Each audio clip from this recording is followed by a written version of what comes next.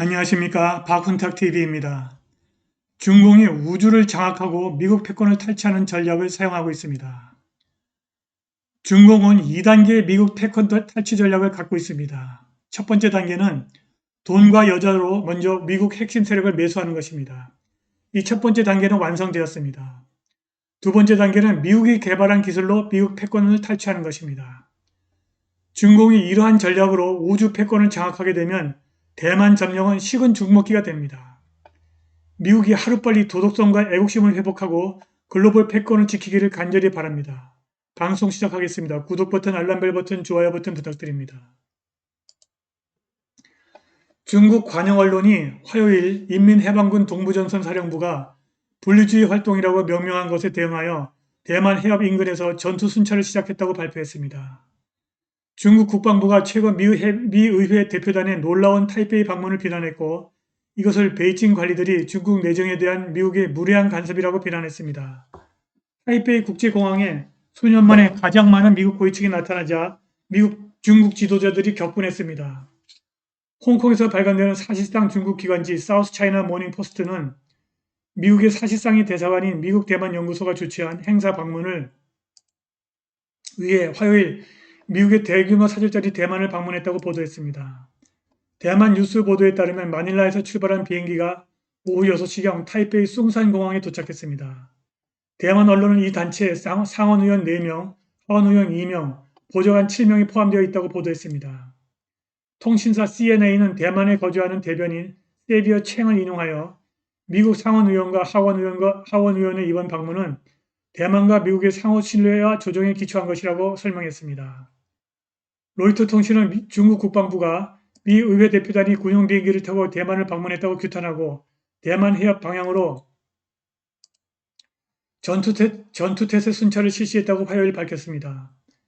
중국 인민해방군 대변인은 성명을 통해서 이번 순찰은 대만 문제에 대한 관련국들의 심각하게 잘못된 말과 행동, 대만에서 독립을 지지하는 세력의 활동을 겨냥한 것이라고 말했다고 보도했습니다. 그리고 중국 국방성은 우리는 이를 단호히 반대하고 강력히 규탄한다면서 미국이 대만을 가로질러 긴장을 고조시키는 도발적인 행동과 모든 파괴적 행동을 즉시 중단하고 대만 독립에 잘못된 신호를 보내지 않을 것을 촉구했고 그렇지 않으면 대만을 중대한 재앙으로 몰고 갈 것이라고 국방부 대변인이 덧붙였습니다. 중국의 국영 글로벌 타임스는 대만 해협 인근의 인민해방군 순찰대가 높은 경보 상태로 전환했다고 전하면서 시진핑이 중국의 핵심 이익을 위협하는 모든 행동과 대만 해협의 평화와 안정을 위협하는 도발에 대해서 경계를 유지하고 필요한 조치를 취하고 반격할 것이며 국가의 주권과 영토 보존을 확고히 수호할 것이라고 말했다고 전했습니다. 대만을 놓고 미국과 중국의 신경전이 수위를 높이고 있으나 중국이 합리적 선택자이고 정말로 대만을 접수할 생각이 있다면 대만 침공을 서두르지는 않을 것 같습니다. 중국이 최초로 미국 패권에 도전한 국가는 아닙니다. 1980년대 세계 2위 경제 대국으로 부상해서 미국 패권에 최초로 도전한 일본은 완전히 패배했습니다. 1985년 플라자 협약으로 엔화를 대대적으로 평가 절상한 이후 수출이 무너졌고 다 팔면 미국을 2번 사고도 남는다던 일본 부동산 시장이 완전히 무너졌고 지금도 회복하지 못하고 있습니다. 지금 일본 경제는 중국에 밀려 세계 3위로 밀려났습니다. 그런데 일본에 이어 세계 2위 경제 대국으로 부상한 중국이 미국 패권에 도전하는 방식은 일본과 전혀 다릅니다. 그들은 무엇보다도 먼저 미국의 모든 분야의 핵심 세력을 돈과 여자를 몽땅 매수해버렸습니다. 미국의 적은 중국이 아니라 중국에 부역하고 미국에 반역하는 미국 자신입니다. 그러나 중국의 군사력은 미국에 필적할 수 없고 아마도 중국이 미국을 군사력으로 제압하는 것은 불가능할지도 모릅니다. 미군에는 실전 경험이 풍부한 장교와 부사관이 넘쳐나지만 중국 인민해방군에는 그런 병력 자원이 거의 없습니다. 그런데 미국의 막강한 군사력에도 감출 수 없는 약점이 있습니다. 미국의 군사력은 우주에서 인공위성이 지구로 군사정보를 안정적으로 공급해야만 작동할 수 있습니다. GPS가 대표적인 사례입니다. 지금 중국은 미국의 우주 패권에 도전하고 있고 아마도 대만 침공은 여기서 성공한 이후에 시작할 것으로 보입니다.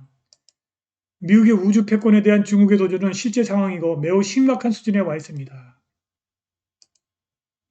컬럼니스트이고 변호사이고 저명한 정치 분석가이며 게이트스톤 연구소의 선임 연구위원 주디스 버그만의 설명을 요약하겠습니다. 첫째, 우주 위성은 전략적 자산이고 따라서 귀중한 군사 목표물이 되었다. 둘째, 베이징은 미국의 우주 지도력을 통해서 얻은 군사적, 경제적, 명성적 이점을 얻기 위해서 우주에서 미국의 능력에 필적하거나 능가하기 위해서 노력하고 있다. 이것은 미국 정보 커뮤니티의 2021년 연례 위협평가의 결론입니다. 3. 이미 중국의 2015년 국방백서는 우주를 새로운 전쟁 영역으로 공식 지정했고 2015년 인민해방군은 우주공간, 전자기 공간 및 사이버 공간을 하나의 명령어로 통합하는 전략지원구를 창설하여 이러한 중요한 전쟁 영역에 대한 인민해방군의 우선순위를 지정했다. 넷째, PLA는 인민해방군은 키네틱 킬 미사일, 지상 기반 레이저, 궤도를 도는 우주 로봇을 비롯한 다양한 기술을 지속적으로 획득 및 개발하고 있으며 자신의 분야 내에서 우주의 물체를 모니터링할 수 있는 우주 감시 기능을 확장하고 있다. 이것은 미 국방부 2020년 의회 연례 보고서 내용입니다. 다섯째, 차이나 데일리에 따르면 공산주의 중국은 2045년까지 세계 최고의 우주 강국이 될 것이라고 공언했다. 여섯째, 우주 전쟁터는 공상과학 소설이 아니며 위성 요격 무기는 미래의 무력 충돌에서 현실이 될 것입니다. 라고 미국 우주사령부 부사령관 존 쇼 중장이 2021년 8월 23일 스페이스 뉴스에 실린 연설에서 말했습니다. 8월 24일에 열린 제36회 우주 심포지움에서 프랭크 캔달 미 공군 장관은 재래식 억지와 재래식 작전 모두 우주 기반 시스템이 제공하는 통신, 정보 및 기타 서비스에 대한 액세스에 의존합니다. 결과적으로 우리의 전략적 경쟁자들은 미국의 우주를 패배시키거나 파괴하도록 설계된 우주에서 수많은 무기 시스템을 추구하고 배치했습니다. 라고 말했습니다. 캔달 장관은 3,000개 이상의 활성화된 인공위성의 서비스는 필수 불가결이다.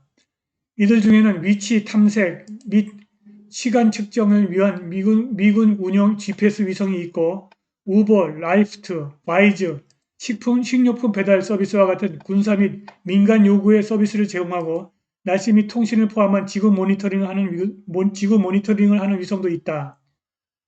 우주 위성은 전략적 자산이 되었고 따라서 귀중한 군사 목표물이 되었다면서 국가 안보에 대한 우주 기반 시스템의 중요성은 아무리 강조해도 지나치지 않다고 말했습니다. 4월에 발표된 미국 정보 커뮤니티의 2021년 연례 위협평가에 따르면 베이징은 우주에서 미국의 능력에 필적하거나 능가하기 위해서 노력하고 있다. 대응 우주작전은 인민해방군의 잠재적인 군사 캠페인에 필수적이다. 중국은 미국과 동맹국 위성을 목표로 하는 대응 우주 무기 능력을 보유하고 있다. 베이징은 군사적 우주 요소를 계속 훈련하고 새로운 파괴 및 비파괴 지상 및 우주 기반 대위성 무기를 배치하고 있다고 말합니다. 펜타곤은 2020년 보고서에서 인민해방군이 키네틱 킬 미사일, 지상 기반 레이저, 궤도를 도는 우주 로봇을 포함한 다양한 대응 능력 및 관련 기술을 계속 획득하고 개발하고 있으며 해당 분야의 우주에 있는 물체를 모니터링할 수 있는 우주 감시 능력을 확장하고 있다. 중국은 위성 제머, 공격형 사이버 능력, 지향성 에너지 무기와 같은 전자전 능력을 개발하고 있다. 아마도 지구 동기 지구 궤도까지 위성을 파괴할 수 있는 ASAT 무기를 추구할 계획일 것이다. 중국은 보다 정교한 위성 작전을 사용하고 있으며 우주 대응 임무에 적용될 수 있는 이중 용도 기술을 우주에서 테스트하고 있다고 강조했습니다. 미중 경제안보검토위원회는 2019년 의회에 제출한 연례 보고서에서 베이징은 단순히 우주를 탐험하는 것이 아니라 산업적으로 우주를 지배하려는 구체적인 계획을 갖고 있다. 베이징은 우주 프로그램을 사용하여 1대1로에 대한 고객 육성을 포함하여 지상의 지정학적 목표를 발전시킨다. 중국이 추진하는 우주 실크로드에 포함된 베이두 글로벌 내비게이션 시스템은 우주 기반 서비스에 대한 참가자들의 중국 의존도를 심화시키고 있다고 지적했습니다. 2019년 중국은 달 뒷면에 창어 4호 달 탐사선을 착륙시켰습니다. 중국은 또한 러시아의 국제 달 연구소와 함께 달의 공동 과학기지를 건설할 계획입니다. 에어포스 매거진의 최근 기사에 따르면 중국의 달에 대한 야망은 미래에 우주에서 생활하고 잠재적으로 전쟁을 수행할 수 있는 능력이라는 측면에서 어떤 결과를 가져올 수 있을지에 대한 우려를 불러일으키고 있습니다. 콜로라도 스프링스에서 열린 제36회 우주 심포지엄에서 미 우주사령부 부사령관 존 쇼 중장은 우주는 미래의 무력 충돌의 현장이라고 여러 번 강조했습니다. 중국의 돈과 여자에 의해서 포섭된 미국의 핵심 세력이 중국에게 핵심 우주 기술을 넘겼고 지금도 넘기고 있습니다. 미국이 도덕성과 애국심을 회복하고 이러한 추세를 차단할 수 없다면 조만간 미국의 우주 패권이 중국으로 넘어가고 대만도 넘어가고 결국 미국 패권은 소멸할 것입니다. 오늘 방송은 여기까지입니다. 감사합니다.